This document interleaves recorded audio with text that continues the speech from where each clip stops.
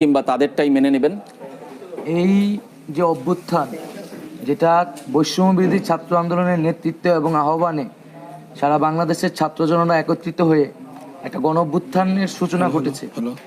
এই অভ্যুত্থানকারী ছাত্র নাগরিকদের নেতৃত্বে এবং আহ্বানে সর্বস্তরের নাগরিক প্রতিনিধি এবং রাজনৈতিক নেতৃত্বের সাথে আলোচনার মাধ্যমে অন্তর্বর্তীকালীন সরকার গঠন করা হবে। আমাদের থেকে সেরকম একটি প্রস্তাবনা আমরা খুব শীঘ্রই জাতির সামনে উপস্থিত করব।